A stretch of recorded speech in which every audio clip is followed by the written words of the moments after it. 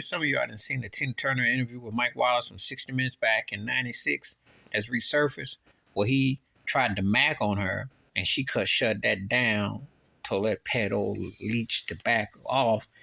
And then he questioned her French Riviera Stacy, do you deserve all this? Do you think he'd have said that if she was white? And before people come and say anything, I know his old clown joke racist son Chris got that show on CNN. Oh, watch that corny mess.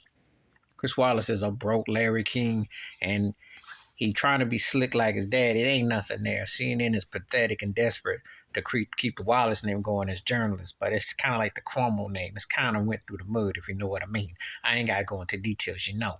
But if you watch this interview, Tina shut that down. She was classy, dignity, but also one thing about Tina Turner, just like Whitney Houston, don't let the Wilson Phillips music-esque, and I do like a couple Wilson Phillips songs, but most of that music is corny and it's kind of cheesy.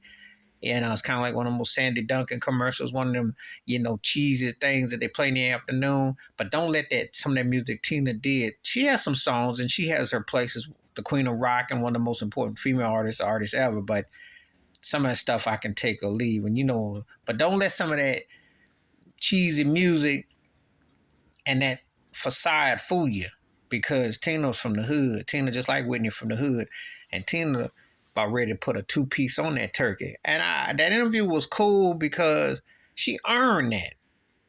Okay? It's a sexist, racist business. Black female. And I'm going to say this. There's only been one other artist that I've seen in the last 30 years that had a comeback story that I could say matched or rivaled Tina Turner's, and that's Charlie Wilson. Because of everything with the Gap Band, by the time he went solo, and then when he reemerged, working with Snoop Dogg and R. Kelly and Justin Timberlake and the Neptunes, etc., and to come back is impressive. But Tina Turner's story was like mind-blowing. Because, like I said, you grew up in the 80s, even though in the 80s, there wasn't this ageism. If you were 40 plus, if you could hit, you could hit. It ain't like now, if you're 30 plus, people like shoot you like you for the old folks home. But with her comeback in 84, 85, 86, and something what have you was incredible, considering. And the audience was there for it. But the thing is, she earned it. Stage performer, bring it on stage, brought it, influence, impact. But I like it when I see someone go out, especially a white dude who's all pompous and arrogant, go sit there, do you deserve this? And you're renouncing America and all that. She was classy, dignified, but she was straightforward. And she didn't take his advances, and she put the law down. That's the interview to check out. If you ain't seen the Tina Turner, Mike Wallace interview in 60 Minutes from 1986, check it out. Because she puts that turkey in his place.